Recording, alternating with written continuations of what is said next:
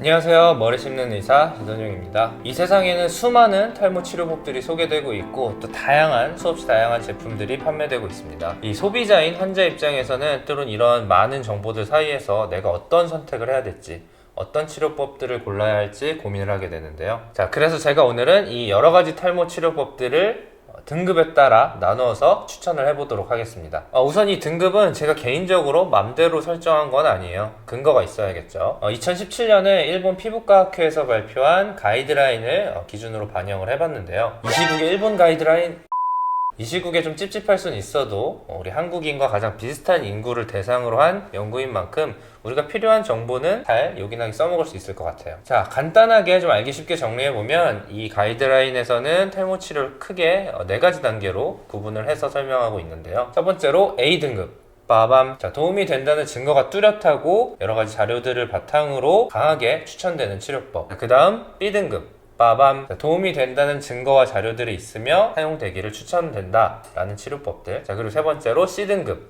빠밤. 자, 도움이 된다는 증거가 좀 빈약하긴 한데 어떤 사람한테는 도움이 될 수도 있고 누군가는 치료 효과를 못 볼 수 있다 정도. 자, 그리고 마지막으로 D등급, 빠밤. 사용을 오히려 안 하는 것이 더 좋다. 여러 가지 득과 실 중에 실이 더 많다.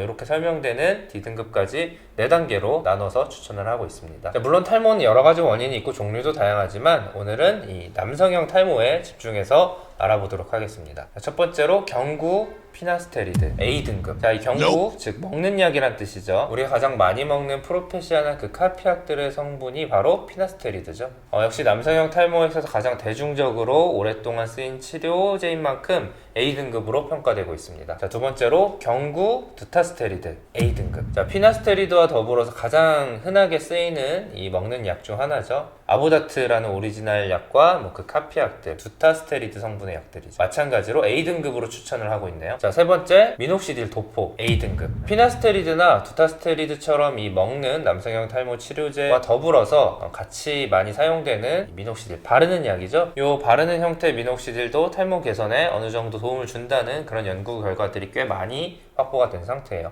마찬가지로 A등급을 받았네요. 자가 모발이식 B등급. 굳이 모발이식이라고 안 하고 자가 모발이식이라고 한 것은 예전에 일부, 우리나라에서는 잘 안 했는데 일부 국가에서 인조 모발을 이식한 경우가 있었어요. 근데 이거는 여러 가지 염증 반응이 생겨서 지금은 안 하고 있어요. 그것과 구분하기 위해서 자가 모발이식이라는 말을 썼네요. 자, 이게 A등급이 아니라 B등급이라는 게 조금 의아할 수는 있는데 이렇게 얘기를 하고 있어요.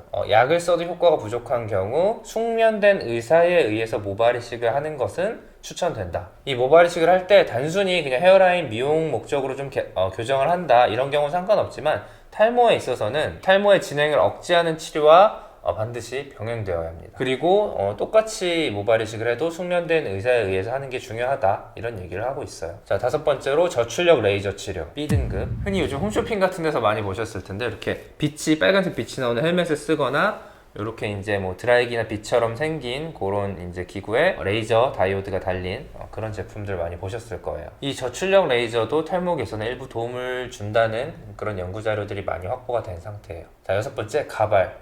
뜬금없이 가발. 사실 우리가 이걸 탈모 치료라고 떠올리기는 힘들지만 가발도 대중적으로 탈모를 커버하기에 많이 사용되고 있는 그런 방법 중 하나죠. 물론 탈모 자체를 개선시킨다, 억제한다 이런 효과는 없지만 이 가발의 사용으로 이 외모에서 오는 컴플렉스나 어떤 심리적 불안감 이런 것들을 일부 해소할 수 있는 경우도 많기 때문에 사용하는 것이 도움이 크게 되는 경우도 많이 있어요. 하지만 장기간의 가발 착용은 탈모를 유발할 수 있는 경우도 있으니까 조심하셔야죠. 자, 먹는 미녹시딜 D등급. 자, 처음으로 D등급이 나왔어요. 아까 D등급 뭐라고 했었죠? 오히려 안 하는 게 낫다는 그런 치료법을 우리가 D등급으로 분류하고 있었어요. 이 가이드라인에서는 먹는 미녹시딜 치료는 절대 권하지 않는다, 하지 말아라 라고 되어 있어요. 이 부분에 있어서는 아직까지 전문가마다 의견이 조금씩 달라요. 모든 약이 그렇듯 득과 실이 있는데 어느 것을 더 중요하게 생각하느냐, 어떤 사람한테 쓰느냐에 따라서 달라지는 경우들이 있어요. 이 부분에 대해서는 제가 이전에 따로 영상, 먹는 미녹시딜에 대한 영상을 만들어 뒀으니까 궁금하신 분은 한번 찾아보셨으면 좋겠어요. 자, 그리고 성장인자 줄기세포 주사 C등급. C등급은 뭐라 그랬죠? 도움이 된다는 근거가 좀 부족해요. 그렇지만 뭐 해서 문제가 생길 정도는 아니다. 자, 이런 것들은 새로운 치료 방법으로 뭐 각광을 받고 있기는 해요. 여러 가지 시도를 하고 다양한 방법으로 임상에 적용하려고 노력하고 있지만 아직까지는 뚜렷하게 어떻게 어떤 성분을 얼마만큼 어떤 사람한테 썼을 때 정확하게 효과가 좋다, 부작용이 없다, 이런 데이터가 부족하기 때문에 시술의 효과 그리고 이 안전성에 대해서는 조금 더 검토가 필요하다는 그런 입장을 보이고 있네요. 우리가 접근하기 쉬운 치료법들을 제가 중심으로 설명을 드렸어요. 자, 이런 것들은 사람마다 또는 탈모의 정도나 뭐 기존 모발이 상태나 이런 거에 따라서 모든 사람한테 똑같이 일률적으로 적용할 수는 없어요.